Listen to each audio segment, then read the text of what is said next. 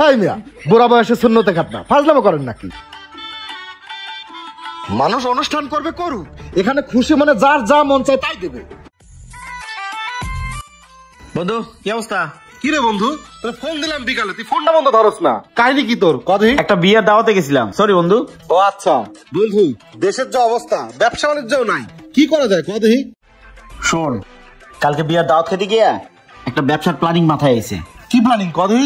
শোন বন্ধু, মানুষে যে বিয়ের দাওয়াত দেয়, আজকালকে দাওয়াত খেতে গেলে সর্বনিম্ন 2000 আর সর্বোচ্চ 5000, এর নিচে কেউ কিন্তু দেয় না। শোন, আমরা একটা অনুষ্ঠান করবো, আমাকে যত ভিআইপি বন্ধু বান্ধব সবাই দাওয়াত করবো, কেউ তো 2000 নিচে দিতে পারবো না।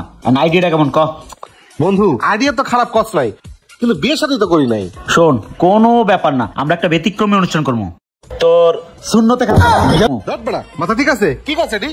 আর সেটা শোন, এটা একটা আনকমন, কেউ কিন্তু এখন পর্যন্ত করে নাই। ভাইবা দেখ দোস্ত, খারাপ কস নাই, এইটাই ঠিক আছে, কর। ওকে ডান। আচ্ছা ডান, চল সবাই দাওয়াত দিতে হবে, চল।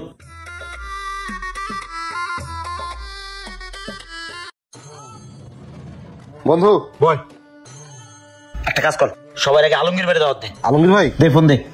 আচ্ছা দিচ্ছি। আমি এসব বন্ধু বান্ধবরা ফোন দেই।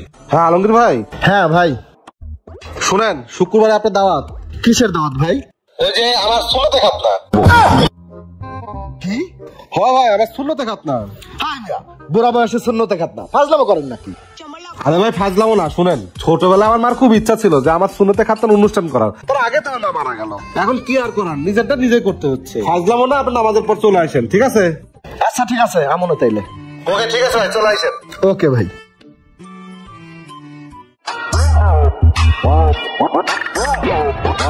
সবাই দাওয়াত দশা, চল অনুষ্ঠানের আয়োজন করতে হবে, চল।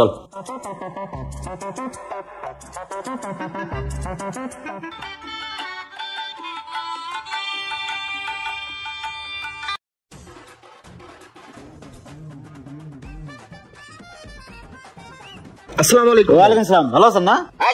এদিকে আয়। যা ভাই ভাবির ভিতরে নিয়ে বসাইতে যা। আলমগীর ভাই আসেন আসেন আসেন, আসো তোমরা আসো।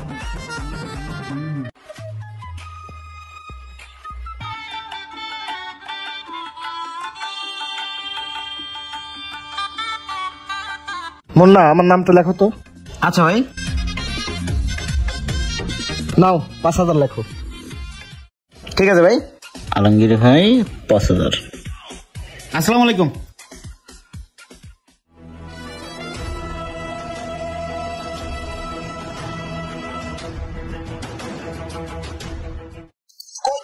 আমি তোর বাসার সামনে, আয়। আচ্ছা আইতাছি। কি রে বন্ধু, আইছস? হ্যাঁ দোস্ত, অনুষ্ঠান তো ভালোভাবে শেষ হইলো। সারাদিন বেটা মেলা দখল গেছে, কম লোক তো আর খাওয়াই না বেটা, 100-র উপরে লোক খাইছে। দাঁড়া হিসাবটা বাইর করি, দাঁড়া। আমাকে টোটাল টাকা হচ্ছে 60,000, বুঝছস? খরচ কত হয়েছে দেখ তো। আর খরচ গেছে 40,000 প্লাস আর কি। আর সব খরচ টরচ বাদ দিয়ে 17-18,000 টাকা লাভ হয়েছে, বুঝছস? আমাকে আরেকটা অনুষ্ঠান আয়োজন করতে হবে। এই চুপ চুপ, আলমগীর ভাই আইতাছে। আরে দুই মানিক রতনের দেখি এক জায়গায় পাইলাম তো। কি অবস্থা তোমগো? ভালো আছেন ভাই? তা খাওয়া দাওয়া কেমন ছিল? হ্যাঁ খুব ভালো ছিল। মুন্না, শামিম, তোমাকে কর্মকাণ্ড সবই দেখলাম। বুড়া কালে সুন্নতে খাতনা, এটা আমার বাপের জন্মেও শুনি নাই। দাওয়াত দিছো, ভাই বাজার হিসাবে না যায় তো পারি না। তা কত কি কামাইলা? কি করে আলমগীর ভাই আপনি? দাওয়াত খাওয়া করো লস। কত টাকা খরচ গেছে আপনি জানেন? যেভাবে গেটে খাতা কলম নিয়ে বইছো, মানুষের ইচ্ছার বিরুদ্ধে হইলেও কষ্ট করে হইলেও টাকা দিতে হয়েছে। খাতা দেখে তো আর কেউ কম দিতে পারে না, যেমন আমি বেশি দিয়েছি, এরকম তো অনেকেই দিছে। শোনো, এটা এক প্রকারের দাওয়াতের নামে ব্ল্যাকমেইল, এগুলো বন্ধ করো। ভাই এগুলো আমগরে না কইয়া এই সমাজের লোকজনরে বলেন। এই ধরেন মুসলমানের অনুষ্ঠান, বিয়ের অনুষ্ঠান, বার্থডে অনুষ্ঠান, ম্যারেজ ডে, ফ্যারেজ ডে, হাঙ্গা ডে, সবগুলো তুমি খাতা কলম নিয়ে গেড়ে বইয়া থাকে। কে কি দিল, কে কয় টাকা দিল, সব সুন্দর করে খাতায় উঠায়। শোনেন, এখনকার সমাজটা এমন হয়েছে, যার বিয়ের দাওয়াতে কিছু দেওয়ার অ্যাবিলিটি আছে তারা দাওয়াত দেয়, যার অ্যাবিলিটি নাই তারা দাওয়াত দেয় না। এলাকার ধনী ব্যক্তি, মেম্বার, চেয়ারম্যান এরা দাওয়াত পায়, কিন্তু গ্রামের কৃষক, কামলা, গরিব এরা দাওয়াত পায় না, কারণ এদের কিছু দেওয়ার সামর্থ্য নাই, এই জন্য তারা দাওয়াত পায় না। অথচ গ্রামে কেউ মারা গেলে এই গরিব কামলা কৃষক এলাকায় কবর করতে, বুঝছেন? হ্যাঁ মুন্না, তুমি ঠিকই কইছো, এটা বর্তমান সমাজের একটা নিয়ম হয়ে গেছে। তো কিছুদিন আগে আমি একটা বার্থডে পার্টিতে গেছিলাম, সেখানে সর্বোচ্চ 150 টাকার তেহারে আমারে খাওয়াইছে। আমি লোক লজ্জার ভয়ে সেখানে আমাকে 5000 টাকা দিয়ে আসতে হয়েছে।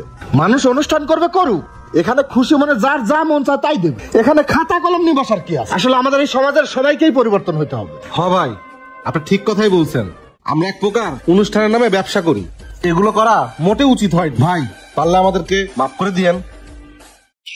ঠিক আছে। হ্যাঁ ভাই, আমাদের ভুল হয়েছে ভাই, মাফ করে দিয়েন। আর আমরা টাকা পয়সা যা উঠাইছি সব এতিমখানায় দিয়ে দেবো ভাই। আচ্ছা তাই করো, আমি গেলাম।